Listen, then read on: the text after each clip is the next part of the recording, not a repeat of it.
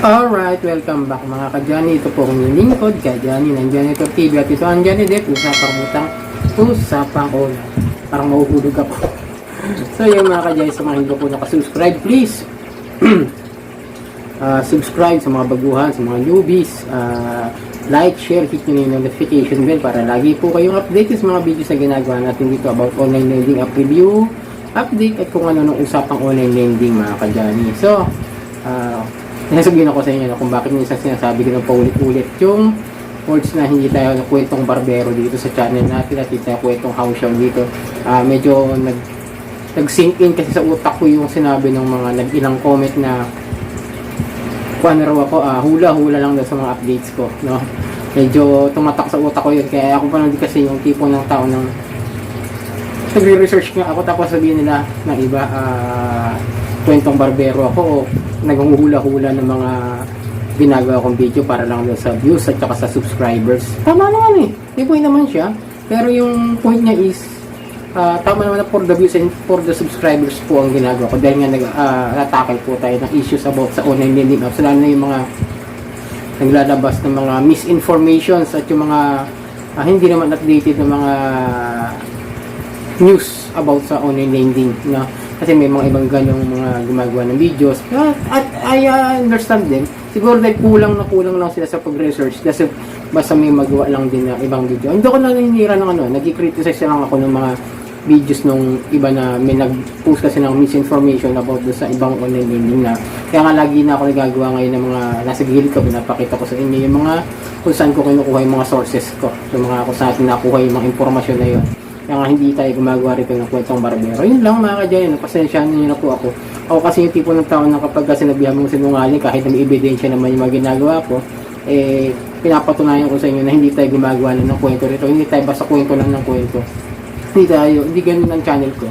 Nagre-research talaga tayo. Humihingi rin tayo ng mga tulong sa mga tao na maaari makapagbigay sa atin ng informasyon at saka tunay na mga storya at yung mga tunay na mga maaaring gawin o maaaring mangyari sa inyo about sa online lending apps.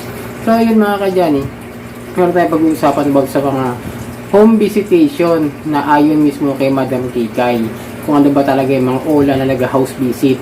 Pero yung kanya medyo last year pa to pero recent lang to. Ito na kumbaga nadagdagan lang ng isa. Bali dati 5 to pero ngayon naging 6 na. Ngayon dadagdagan ko na rin ng isa pang lending company na nagpupunta rin sa bahay talaga. So isa-isahin natin kasi nga laging tanong din sa channel natin yan kung ano ba yung mga ola na nagpupunta sa bahay. Linawin natin na hindi porket hindi Digido hindi nagpupunta. Meron din pong ibang mga ola na nag-house visit. Pero mostly talaga is NCR ang nito. Pero ito pakita ko sa inyo, no? Isa-isahin natin. Balik natin to yung mga galing mismo kay Madam Kikay. Ito kasi pinost ni Madam Crazy na isa sa mga assistant niya ni Madam Kikay. Kumbaga copy paste na lang niya para makita ng iba, para mas maraming ma-aware o mas maraming makapag-view o makakita ng post ni Madam Kikay na kung ano yung mga lending mga ola na nag-house visit para ma-share sa iba at magkaroon kayo ng knowledge doon sa mga ulan na nagpupunta sa bahay. So yun, ito. Sa mga paulit-ulit na nagtatanong sa akin, basahin nyo na maigi mga nag-home visit na lending apps. Ito yung mismong post ni Madam Kika yan na kinapipis. Number 1 is Digido or yung Una Cash. Kasi under kasi ni Digido is Una Cash Metro Manila and nearby Metro Manila. Kaya nga diba nung huli, mayroong mga tiga-Rizal na napupuntahan na at yan na nga po mga malalapit sa Metro Manila. Number 2 niya, yung Madam Kikay is yung Cash Express Metro Manila and nearby Metro. Yun din, pares din halos ni Digido. Medyo, parang magkakamag-anak yun. Yung pangatlo naman niya is The Home Credit. Siyempre, talagang nationwide yan, talagang buong Pilipinas. Meron silang home visitation, lalo kung medyo malaki-laki na yung utang at hindi na nababayaran, kaya pupuntahan ka talaga niyan. Cashmart Metro Manila and nearby Metro Manila. Yun din po, parang ganun lang din sa Digido. Acom Metro Manila and nearby Metro Manila. Then, ang pangalan niya is yung Kasyalo. Metro Manila lang po ang pinupuntahan. And then, dagdagan ko yung sa akin na ito, idadagdag ko na rin yung sa isa pang nagpupunta sa bahay na lending company, yung Ion. Kaya legit na puntahan po talaga ako dyan, dun sa Caloocan. Puntahan yung bahay dyan. Nag-iiwan din ng demand letter yan.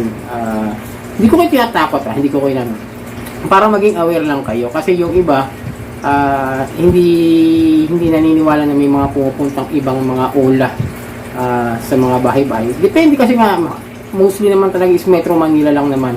Kaya kung mga malalayo kayo, like sa mga Visayas, Mindanao, para something northern na Luzon, yung malayo talaga, like yung siguro Tugigaraw, mga malalayong pamasay, baka hindi na kayo puntahan ng mga hindi dito, di ba nagpupunta sa mga ganung lugar eh.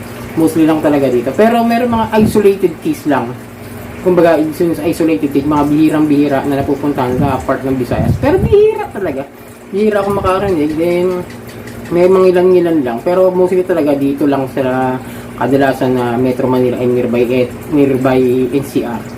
Yun, no, mga kadyani, sana naliwanagan kayo ron. Bali, pito na yung sinabi kong ola na nagpupunta, ha.